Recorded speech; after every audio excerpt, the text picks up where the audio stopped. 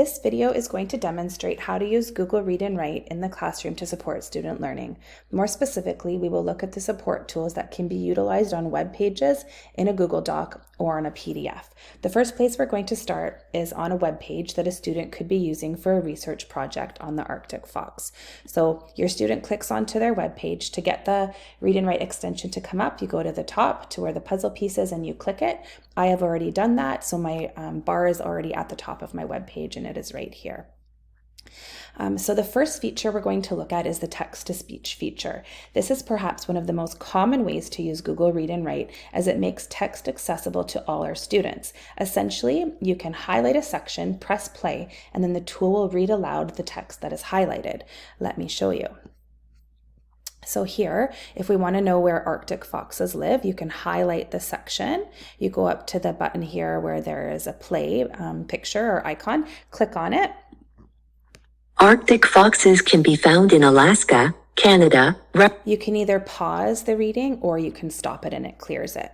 Another text-to-speech feature is the hover speech. If you click on that, wherever you now take your cursor, it's going to read aloud that text.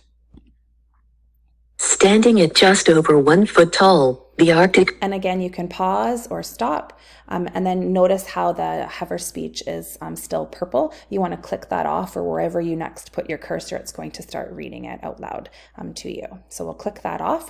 You can also customize how the text is being read aloud to you by going to the 3 little dots here. You click on it, go into settings. You can change the voice, the speed, and the translation of the text. So we'll click off of that and go on to our next feature. The talking dictionary improves comprehension in writing. The talking dictionary icon is this one here. The picture dictionary, which is beside it, supports fluency and understanding of vocabulary, and this is the picture dictionary here. So let's say we come to a word we don't know the meaning of, like hibernate. You highlight the word hibernate, you go up to the talking dictionary. So we're up at the talking dictionary. You click on the talking dictionary. And the definitions are given here, and to have them read aloud, you press the play button. Verb: sleep during winter. Bears must eat a lot of. You can stop it, click off it. To use the picture dictionary, you highlight the same word. You go up to the picture dictionary icon. So we've highlighted our word.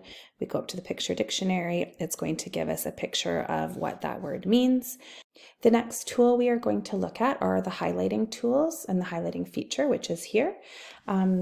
You can use this feature for note-taking and research. As you highlight important facts, the tool will extract the text to a new Google document. So these tools facilitate summarizing, categorizing, and higher order thinking skills. So let's try it out and see how it works. So the first thing we're going to do is we're going to find some information that we want to keep and that we want to use in our project. So if we want to know what lemmings eat, the first thing we're going to do is highlight the text that we want to hold on to. We're going to go up to the yellow highlighting tool and click it. It outlines it in yellow. Let's say we want to highlight another sentence about what Arctic foxes eat. We can highlight that in yellow. And then say we're going on to another category of information like predators. We're going to use a different highlighting color for this one because we want to keep our facts separated into categories. So then we're going to use green for predators.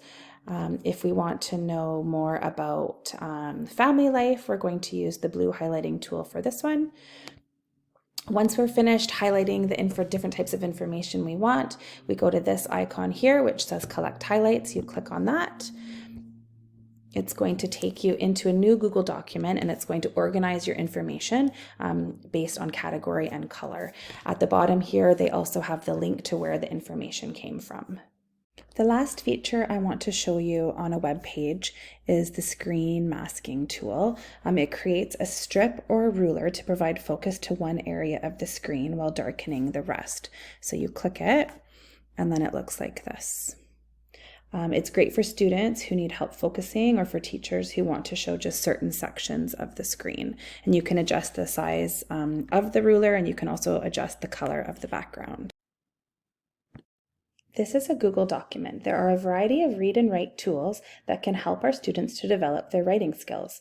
First, make sure that the read and write extension has been selected and your bar is at the top of your page. So again, here is our puzzle piece that we need to click, and then here is our bar. The first tool I will demonstrate is the word prediction tool. The word prediction tool, which is this one here, recommends words that it thinks you may want to use in your sentence or text. I have found in my intermediate classrooms, students utilize this feature a lot. If they struggle with spelling, it helps them choose the word and insert it into their writing. It also helps them with grammar, as it is predicting words that make sense or are needed to complete the sentence. This is how you use the word prediction tool. You want to make sure it's highlighted in purple. That means it's ready to use. If it's gray, it's not going to help you with your writing. So it's purple, it's ready to use. My sentence is going to be, I am going to go to school. So I'm going to start with I am. My next word is going, and it gives me a list of choices. So I can either press on the word and it's going to be inserted into my text, or I can type it. I am going to go to, and then here are the choices that it believes should come next. And you can see that the final word of my sentence, school, is on this list. So I can either insert school right away, or if I want to double check that yes, that is the word school, I can go up here to the dictionary. I can click the dictionary on, I can highlight school, and it gives me the definition. I can also go up here to the picture dictionary, again, highlight the word you're looking at, and it's going to give me a picture of what that word means. So yes, that is the word I'm looking for, so I can highlight it and add it to my sentence. So the next tool I'm going to show you is speech to text. This is the icon here that you would click. It says talk and type.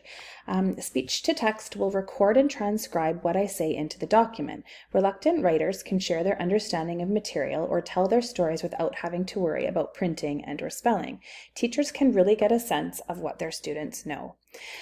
So it's important with talk and type. Here is the little icon here. When I'm ready to start recording my voice, I'm going to click this button once. It's going to turn red, and that means my voice is recording. You want to probably have a fairly quiet space to work when you're using this tool. Otherwise, it can pick up background noise. All right, so let's give it a try. As soon as I'm done typing, I'm going to click it off again so it doesn't continue to record what I'm saying.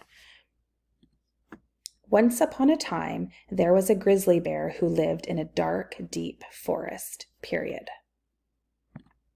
Okay, so I've clicked it off. If I hadn't clicked it off, it would have kept recording my current voice and what I... The final thing I want to show you is just listening to what you have written to make sure that it makes sense. This is what every good writer does when they are editing their work. So I can highlight what I want to be read. I go to the play button. I am going to go to school.